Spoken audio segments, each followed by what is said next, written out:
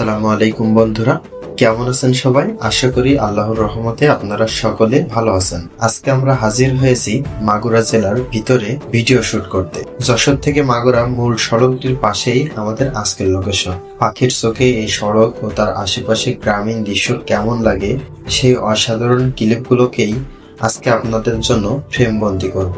শুরুতেই আমাদের DJI-R 3S ড্রোনটি set up করছি উড়ানোর জন্য।